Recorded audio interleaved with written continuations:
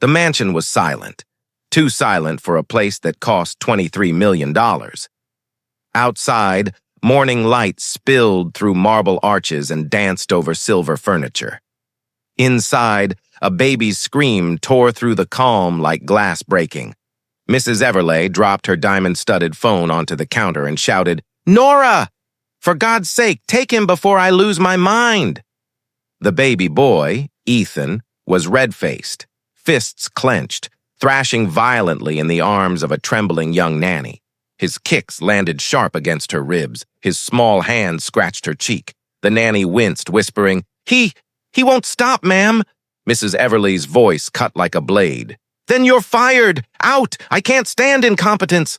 Another nanny down. That made 6 in 3 months. The marble floors echoed with hurried footsteps as the girl grabbed her bag and fled. Silence returned, except for Ethan's sobbing, echoing off the chandeliered ceiling. Then, from the corner of the hall, soft footsteps approached. Nora, the cleaner, plain uniform, faded shoes, skin dusted with flour from polishing the kitchen counters. She didn't look up when she entered, didn't speak. She just walked straight toward the screaming child, ignoring Mrs. Everleigh's glare. "Leave him," the mother hissed. "He'll calm down when he's ready. He's impossible." But Nora's eyes, gentle, focused, never left the boy. She whispered something barely audible. "No one is born impossible." And before Mrs. Everleigh could protest, Nora reached out her hands.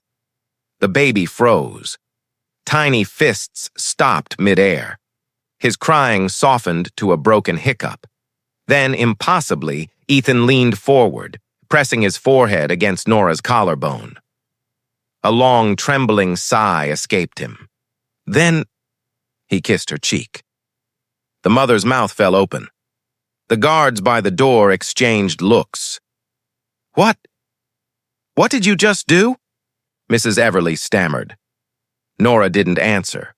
She simply held the baby close, swaying gently in the morning light filtering through the curtains. The whole mansion stood still, like it was watching something sacred. Then Ethan's tiny voice broke the spell. He looked up at her, eyes wide, and whispered his first clear word. "Mama." A gasp rippled through the room. Mrs. Everleigh stepped forward, furious and confused. "What did he say?" Nora's face trembled, but her voice stayed calm. "He called for comfort, ma'am. That's all." "Don't you dare." "I didn't teach him that," Nora interrupted softly. "He just knows who feels safe." For a long second, the two women stared at each other. Wealth and worn cloth, gold and humility, power and quiet grace, frozen in the glow of morning. Then from upstairs, heavy footsteps descended. Mr. Everleigh, his tone was cold, suspicious. "What's going on here? And who's this woman holding my son?" The mother pointed, trembling with anger. "The cleaner! The cleaner! Our son hasn't said a word for months, and now he calls her." But before she could finish, Ethan reached out again toward Nora, whimpering as if begging not to be taken away. The father's expression hardened. "Put the child down." Nora hesitated.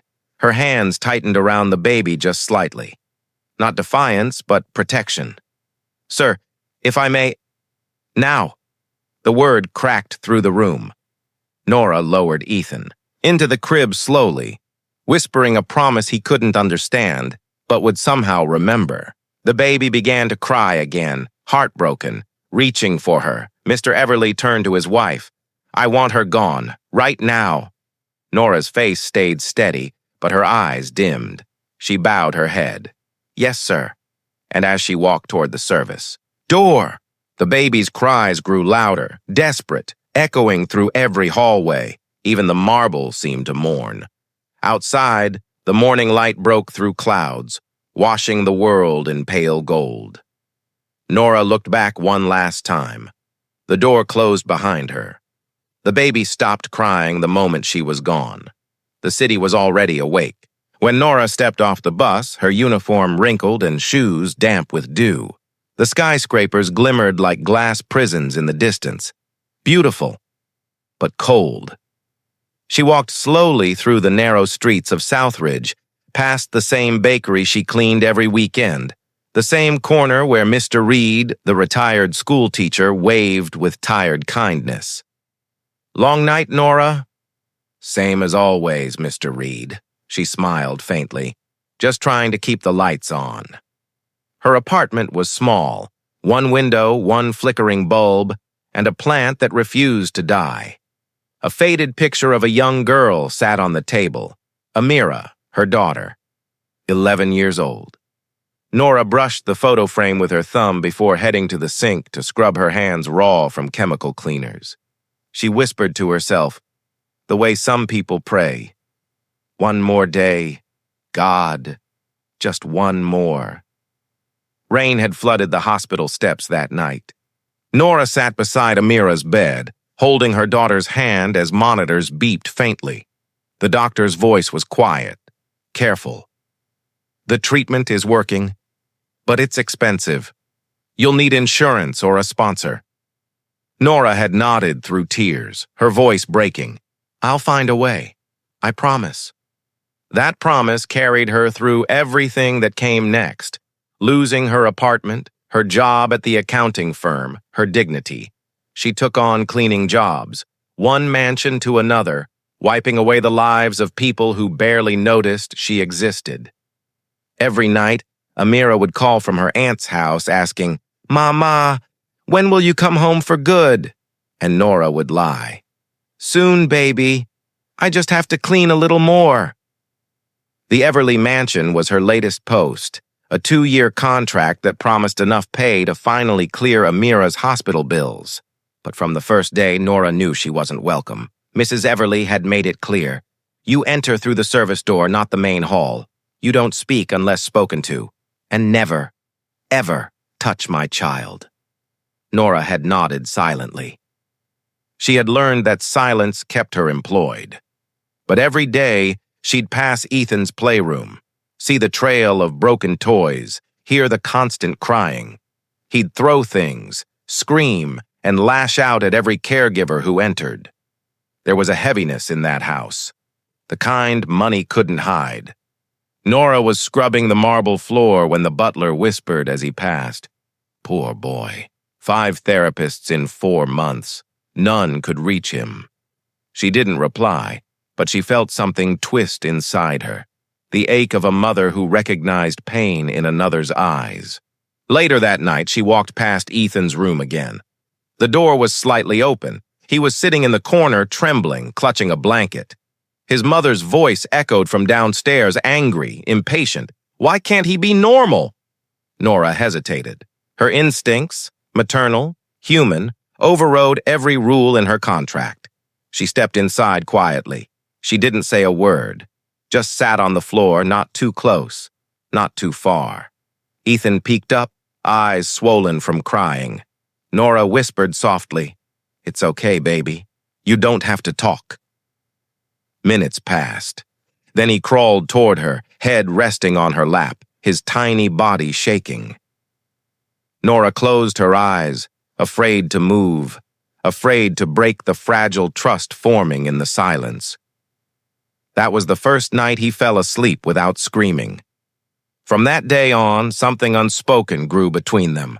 Every morning, Ethan would look for her, his small hands gripping the crib rail, waiting for the sound of her soft footsteps. And every time she entered, the same thing happened. He'd stop crying. He'd reach out. And somehow, in his tiny world of chaos, Nora was peace. But peace was something the Everleys didn't understand. Mrs. Everly watched from behind the glass doors, jealousy simmering in her perfect posture. "He smiles for her," she whispered one morning. "Why not for me?" The housekeeper said nothing, but even she knew. Children can feel truth. One night, Nora overheard the parents arguing, "We're not paying a cleaner to play savior." Maybe she's the only one who sees him as a person, Mrs. Everly snapped back. A door slammed. From the hallway, Nora froze. She didn't mean to hear, but she did. And that was the moment she realized She was walking a dangerous line. She wasn't supposed to care this much, but she did. And soon, that love would cost her everything. The next morning, sunlight slipped through the mansion's tall glass windows like it didn't belong there. Pale, hesitant, and cold. Nora arrived early, as always, her shoes quiet on the marble. She found Ethan sitting alone in the kitchen, cereal untouched, tiny fists gripping his spoon like a weapon. His eyes lit up when he saw her. "Miss Nora!" he squeaked. The chef froze mid-motion, startled. No one had ever heard Ethan speak to a staff member before. Nora knelt beside him, smiling softly. "You ready to eat, little man?" He nodded, and in that moment she noticed it. The bruises on his arm. Faint, but real. Her chest tightened. "Ethan, baby, did you fall?" He looked away, silent again. The sound of heels echoed down the corridor. Mrs. Everly, immaculate in white silk, holding her phone like a weapon. "Miss Nora," she said coolly, "your job is to clean, not parent. Do you understand?" Nora's voice stayed calm. "Yes, ma'am." But something in Ethan's small, trembling shoulders made her blood burn. That night, Nora couldn't sleep. She stood by her apartment window, city lights flickering on her face, remembering a different life. Before all this, before scrubbing floors and swallowing pride, she had been a child therapist in her home country. She'd worked with trauma, survivors, children who flinched at shadows and screamed at silence. She'd studied behavioral patterns, body language, the small signs others missed. And as she replayed Ethan's movements in her mind, she recognized them instantly. Not tantrums, triggers. Something had hurt him, deeply. The next day, Nora cleaned the library. Ethan wandered in quietly, dragging a toy car. He stopped when he saw her. "They don't like you talking to me," he whispered. Nora paused, turned slowly. "Do you like talking to me?" He nodded, small and certain. "You don't yell." Her throat tightened. "I'd never yell at you, baby. Not ever." For the first time, he smiled. Mrs. Everly walked in at that exact moment. Her voice was sharp enough to slice glass. "Ethan, go upstairs, now!" He froze, looking between them. Then quietly, he said, "I want to stay." The air turned electric. Mrs. Everly's lips trembled, humiliation and rage mixing in her eyes. "You're dismissed for the day," she snapped. "Before I change my mind about employing you at all." Nora bowed her head and left. But inside, a decision had been made.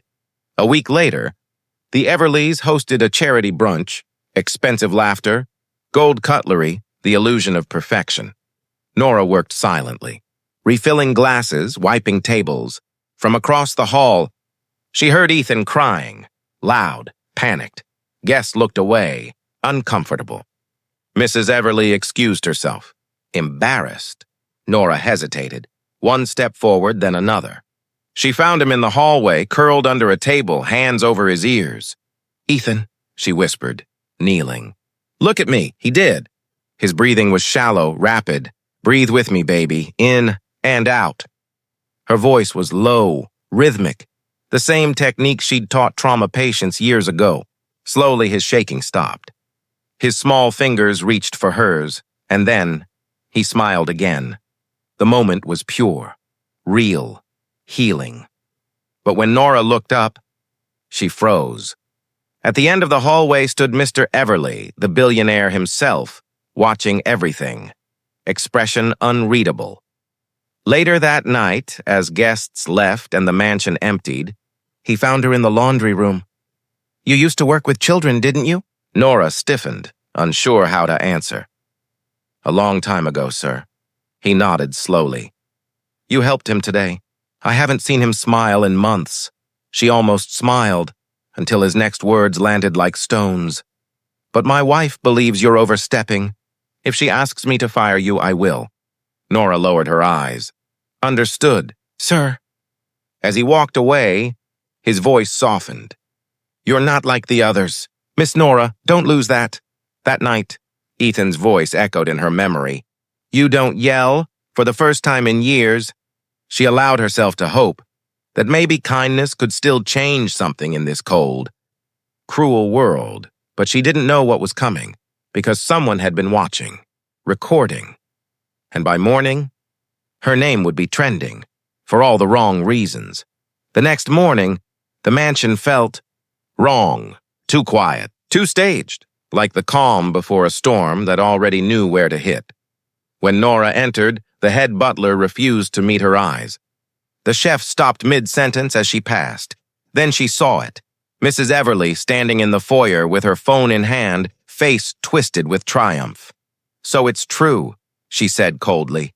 You think you can replace me? You think my son needs a maid more than his mother? Nora froze. Ma'am, I don't Mrs. Everly threw her phone on the table. A video played. Grainy footage. Nora holding Ethan in the hallway, soothing him as he cried. The angle was warped, making it look like she was clutching him too tightly, whispering too close. Someone sent this to me last night, Mrs. Everly hissed. Do you realize how this looks? A cleaner touching my child? Nora's voice trembled, but her gaze stayed steady. He was having a panic attack. I helped him breathe. You manipulated him. The slap came without warning, sharp, echoing against the marble walls. For a heartbeat, no one moved. Even the air held its breath. Then Ethan's voice pierced the silence. Stop it! He stood at the top of the stairs, tears streaking down his face. She's my friend. She helps me when you don't. Gasps spread through the staff. Mrs. Everly's composure cracked. Fury, humiliation, disbelief. Go to your room, she shouted, but Ethan didn't move. He ran down instead, straight into Nora's arms. The door burst open. Mr. Everly entered, flanked by 2 security guards, confusion written across his face. What's going on here? Mrs. Everly pointed at Nora like she was filth. Fire her.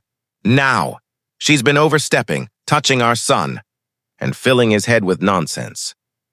Mr. Everly looked between them. The trembling cleaner. The crying child, his furious wife. Is that true, Nora? Nora's voice was barely a whisper. Sir, please, just ask Ethan what happened. He's a child, Mrs. Everly spat. He doesn't know what he wants, but Ethan stepped forward. His small fists were clenched, his voice shaking but strong. I know what I want. She makes me feel safe. The room froze, Mrs. Everly's face drained of color. You're confusing him, she hissed. He's too young to understand boundaries. Mr. Everly's tone hardened. Enough. He turned to his son. Ethan, go upstairs, please. But Ethan clung tighter. If she leaves, I'm leaving too. A mother's face, now cracking with something darker. Fear. Exposure. Mr. Everly turned to his wife. You've been recording the staff again, haven't you? Her lips parted, stunned. I was protecting our image. No, you were controlling it. He looked at Nora. Then at the staff gathering by the doorway, witnesses to years of unspoken cruelty. I've seen Ethan's reports. The doctor said his episodes were from anxiety, not aggression. You told me it was genetics. Mrs. Everly's voice trembled. Are you really taking her side? No, he said, low and final. I'm taking his. He crouched beside Ethan, brushing the boy's hair. Son, did she hurt you? Ethan shook his head. No, Daddy. She helped me remember how to breathe. Silence. And then, something in the billionaire's face broke. A realization that wealth couldn't buy what that single sentence carried. Truth. Mrs. Everly turned, fury burning through her mask of poise. You're all fools. She's manipulating you, just like the rest of them. Her voice echoed down the marble hall, trembling. But no one answered. Even the guards didn't move. Nora stood quietly, holding Ethan's hand, tears glinting but unshed. Ma'am, she said softly, sometimes the children see us clearer than we see ourselves. Mrs. Everly's chest heaved. Her jaw quivered, and then, without a word, she walked away. Her heels clicked like fading thunder until only silence remained. Mr. Everly turned to Nora. You have no idea what you've done for my son. Just what anyone with kindness would do. Sir, he smiled faintly. Kindness isn't common anymore. He looked up the stairs where Ethan had gone. his voice quieter now. I think we both learned something today. Who really sees people for who they are? Nora nodded, whispering, "Children always do." The camera lingers on the half-empty foyer. A house once filled with noise now feels lighter. Sunlight crawls across the marble, illuminating the footprints of a boy and a woman who dared to care. But justice isn't done yet, because the world outside still doesn't know what happened. Here. The story broke 2 days later. It started with a single clip.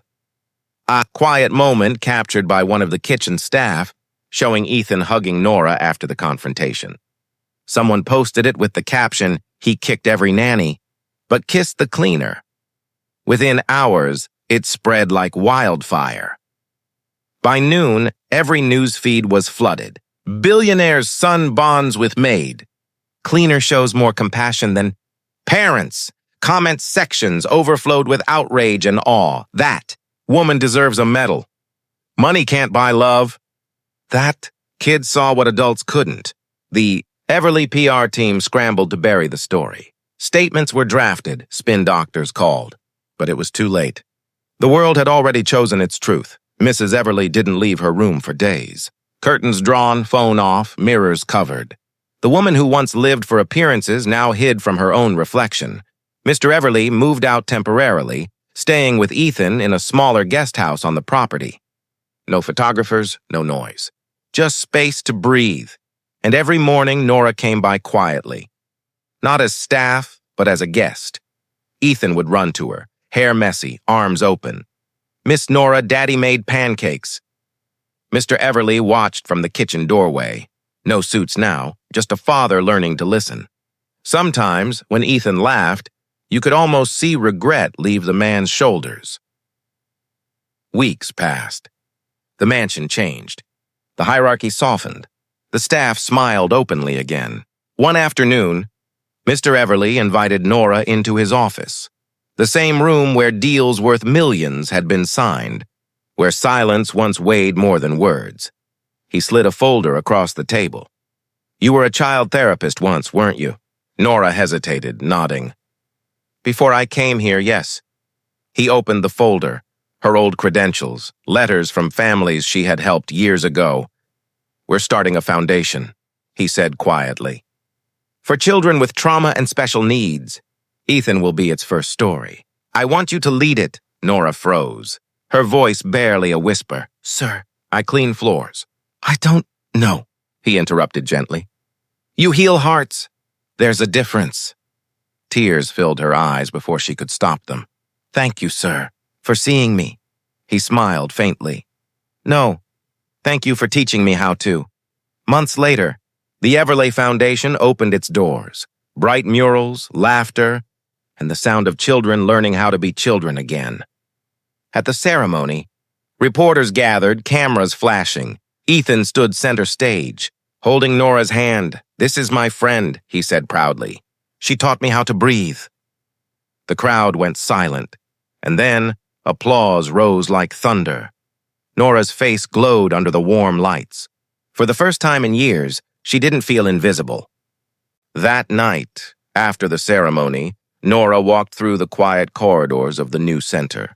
The walls were painted with handprints of every child who had joined. Tiny prints, messy, imperfect, beautiful. She paused by one with Ethan written in blue paint. His handprint smaller than hers, but right beside it. She smiled softly. Outside, the world moved on, but inside, something had changed forever. The camera lingers on Nora as she steps out into the evening light. Her reflection in the glass door a reminder of every person society looks through but never sees. Some people build empires from money. Others build them from kindness. The world remembers the second kind longer, because one act of empathy from someone invisible can change the heart of the powerful.